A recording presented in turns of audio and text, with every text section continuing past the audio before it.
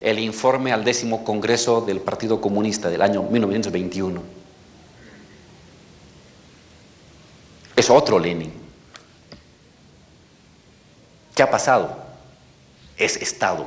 Lenin es Estado. Pero el Estado de la Revolución decía que la revolución iba a disolver el Estado.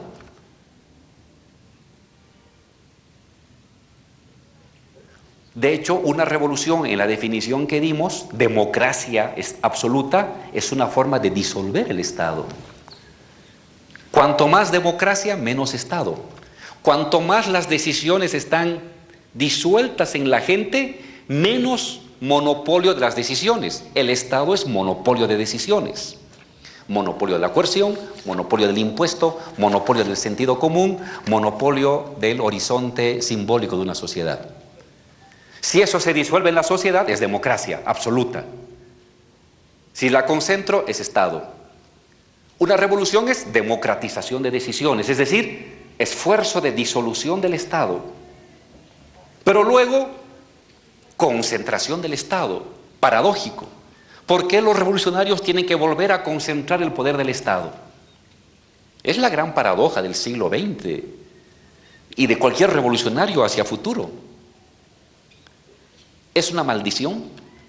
¿Es posible otra forma de revolución que no tenga que concentrar decisiones del Estado en Estado? Socialista, revolucionario. ¿Por qué Lenin? Y por eso recurrimos a la Revolución Rusa, porque nos presenta ese problema. Nos presenta ese problema. Y eso se vuelve a repetir en cada revolución.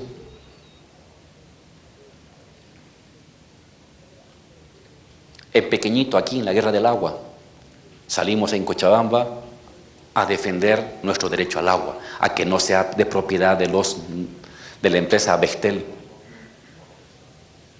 Derrotamos a Banzer, derrotamos a los dálmatas. Se hace una ley que se la aprueba en la Plaza 14 de septiembre.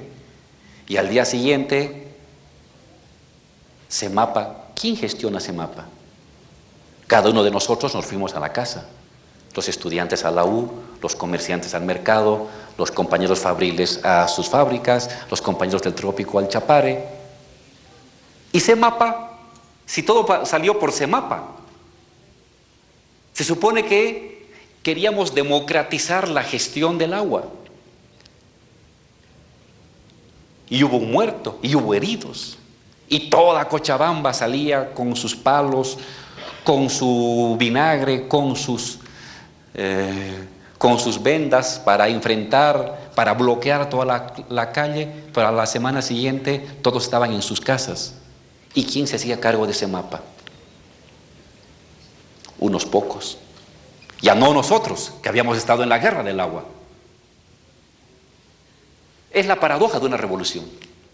Un momento de explosión democrática, la ley de agua se aprueba en la plaza 14 de septiembre, cuando nos leen desde La Paz por micrófono, nos van hablando de la ley, nos van dictando y la gente va levantando y gritando si aprueba o no aprueba cada artículo. Pero al día siguiente ya no es lo mismo para gestionar CEMAPA. La gente se va a su casa y quedan pocos para gestionar CEMAPA. Eso que hemos vivido en pequeñito se da en una revolución en grande. Lo mismo, lo mismo. Esta tensión entre democracia participativa y concentración de decisiones. Lo vivieron los bolcheviques, lo vivimos nosotros en pequeñito en la Guerra del Agua. Lo vivieron los salteños con YPFB. Todo el mundo bloqueó, hizo zanjas, colocó alambre de púas, hicimos ollas populares, se hicieron balear por defender el petróleo y el gas. 500.000 de personas movilizadas en un ejército urbano vecinal. 70 muertos, 500 heridos. Se va Sánchez de Lozada y al día siguiente no nos tomamos YPFB. Para pedir el gas hacemos cola, familia por familia, una familia separada de otra, otra separada de otra para recibir el gas. Democratización, centralización, la paradoja de una revolución. Y lo explicaba bien Pablo. ¿Qué hago para defender a la revolución de la invasión de otros países? ¿La enfrento desde mi casa o construyo un ejército regular? ¿Soviet de soldados o ejército rojo? Si dejo como soviet, es muy democrático, pero frente al ejército regular de los alemanes, ineficiente. Ejército rojo, eficientemente, pero centralizado, ya no democratizado. ¿Podía hacer otra cosa distinta a Rusia? No. Porque si lo dejaba en manos de los soviets locales, de soldados, seguramente los alemanes se hubieran entrado a Moscú.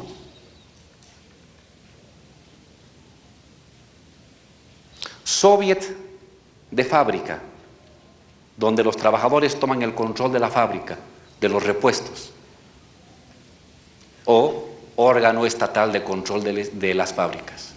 Si lo dejo en las fábricas, es lo democrático, es el poder de los trabajadores.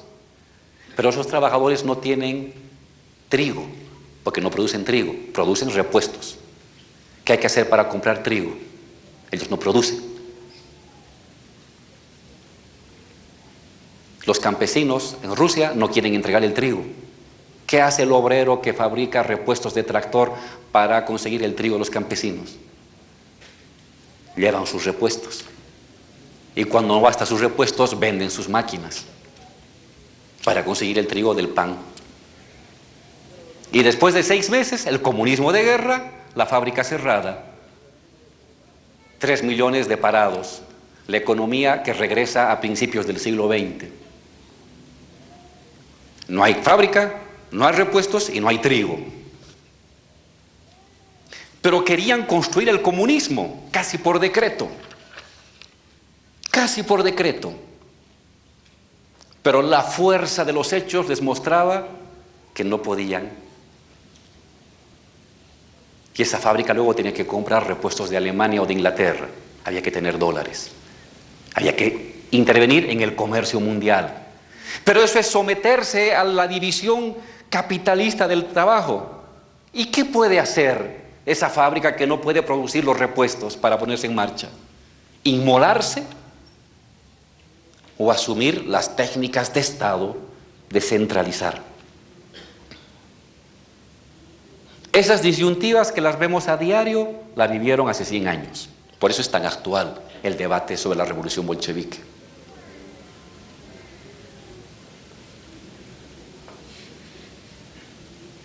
No es un tema de decreto ni solamente de voluntad.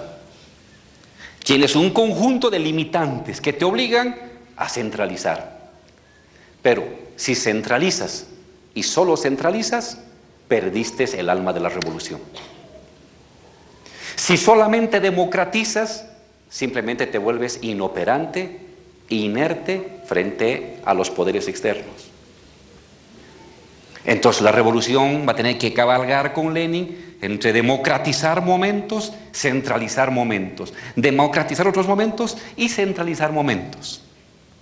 Una revolución es esa paradoja, es esa contradicción. Mientras hay esa contradicción, hay revolución. El momento en que te inclinas únicamente al polo de la democratización, te arrasan, te doblega el mercado mundial, te doblega el sistema financiero, te doblega la inversión extranjera, te doblega la asfixia externa y el golpismo interno. Si solamente centralizas, te defiendes, pero ya no eres revolución. Y has perdido la revolución porque te has vuelto Estado puro, monopolio. ¿Cómo sigo siendo revolución?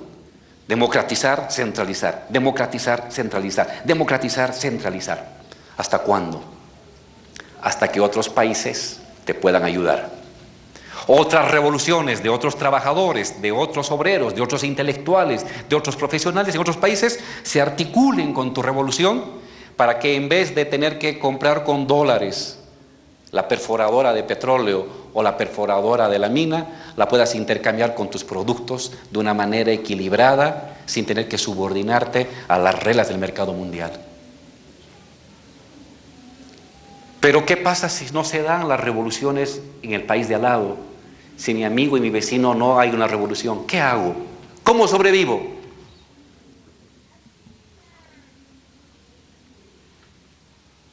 Técnica de Estado. Democratizar y centralizar y resolver los apremios de un nuevo orden, más justo, más democrático. Quizás no el que querías inicialmente, el comunismo, porque solo no lo puedes. Ni 3 países solo, ni 4 países solo, ni 5 países solo, y menos si eres de la periferia. Porque el mundo tiene un corazón, los países más capitalistas que controlan los flujos financieros, los circuitos comerciales, la tecnología, el comercio, el transporte mundial. Esa es la paradoja también de la revolución bolchevique. El viejo debate, ¿es posible construir el socialismo en un solo país?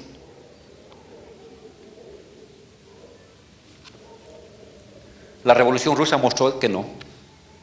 Por mucho de que Stalin dijo que sí, y que puso en la Constitución que ya eran socialistas desde el 36. No se puede. No se puede. Lo que se puede es avances de democratización, de redistribución de la riqueza. Pero si no tienes el apoyo de otros países, de tus vecinos, de los que te venden repuestos, de los que te entregan tecnología, a los que entregas tu mineral, a los que entregas tu soya, a los que entregas tu litio, tu revolución no puede radicalizarse. Está obligada a protegerse, a mantener esta dualidad de democracia y centralización, de distribuir la riqueza y de darse tiempo a que otros países puedan desarrollar sus revoluciones para poder radicalizar a un proceso mayor de control social de la riqueza, de control social de la producción, de control social de la banca, de control social de la educación.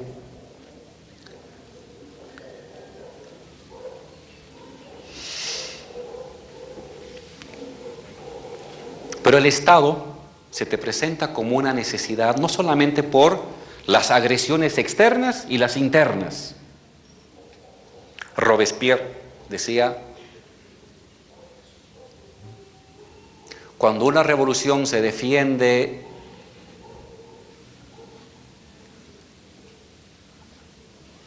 me olvidó la cita, pero es más o menos, cuando una revolución necesita defenderse de los enemigos internos,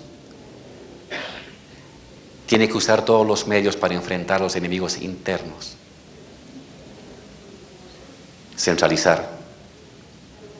Pero cuando una revolución ha consolidado la derrota de esos enemigos internos, esta centralización ya no se vuelve necesaria. Algo así, es un texto brillante de Robespierre, antes de que lo guillotinen, por supuesto.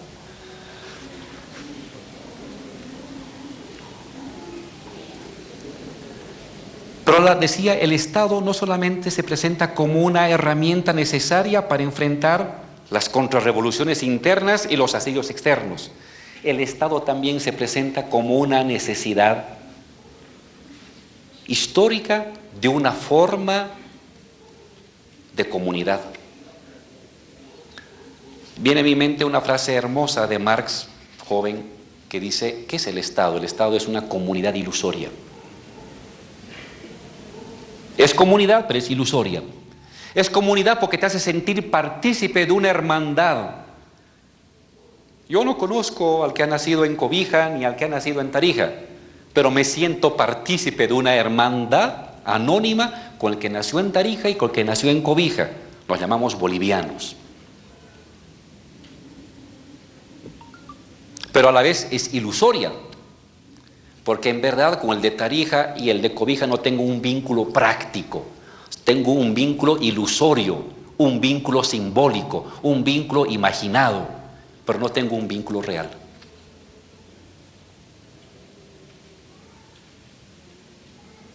El Estado juega esa función, crea el sentimiento de solidaridad extendida, de parentesco extendido, parentesco anónimo extendido, pero lo hace de una manera ilusoria, imaginada.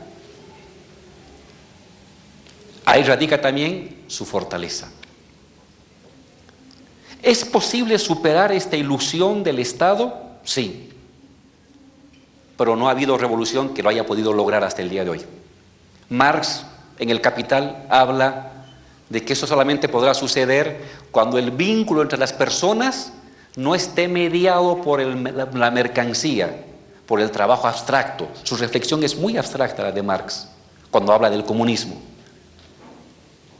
Pero dice, mientras el vínculo entre las personas, entre Álvaro y la persona que vive en Tarija, entre Álvaro y la persona que vive en Cobija, no esté fundada en el mercado ni en el dinero, en un vínculo abstracto, sino que se dé de manera directa en la producción, hasta ese instante el Estado habrá de existir.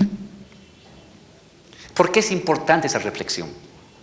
Porque es el debate contra el profesor Holloway, contra los compañeros anarquistas, que dicen, no hay que ocupar el Estado o destruyamos el Estado.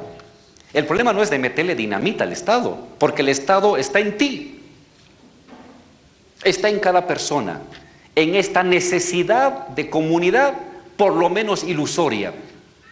En tanto no construyamos en un proceso larguísimo de siglos posiblemente una otra forma de comunidad práctica en la producción, el Estado como comunidad se presenta. Porque si no tienes comunidad, eres un ser desarraigado, un ser sin vínculo. Y no puede existir un ser humano sin vínculo. El tema del Estado no es solamente un tema de voluntad, ni de decreto, ni de radicalismo. Es un tema de objetividad estructural que se presenta en la vida entre las personas, en la vida material, en la vida práctica. Y eso un revolucionario enfrenta. Y lo tuvieron que enfrentar los bolcheviques. Quisieron abolir el Estado y quisieron abolir el dinero y quisieron abolir el mercado. Y 3 años después, con varios millones de muertos de hambre, tuvieron que decir que eso no se podía todavía. Eso queda como lección para nosotros, para los que estamos en la siguiente generación.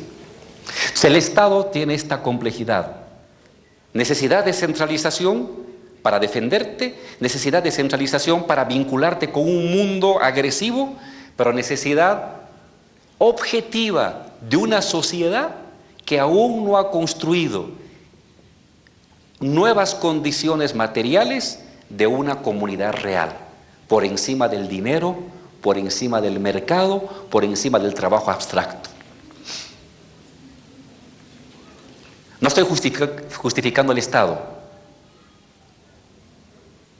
porque un marxista no es marxista si no piensa en la disolución del Estado, pero hay que ver la objetividad del Estado.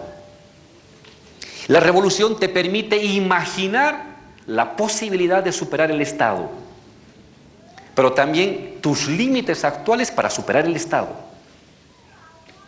Y la revolución es el cabalgar esa contradicción hasta que algún momento, alguna década, algún siglo, una suma de revoluciones y de procesos democráticos, violentos, insurreccionales, o como vaya a darse, crean una comunidad distinta que pueda dar la vuelta al orden mundial. Mientras el orden mundial siga siendo mayoritariamente conducido por los actuales países poderosos, las revoluciones en las extremidades pueden mejorar la distribución de la riqueza, mejorar la distribución de la propiedad, ampliar derechos y ganar tiempo hasta que se dé otra simultaneidad de otras revoluciones. En fin, temas del futuro, temas de la transformación de la sociedad. Quiero agradecerte, Pablo, por el tiempo, por las enseñanzas y por haber compartido con los compañeros de aquí de Cochabamba. Muchísimas gracias.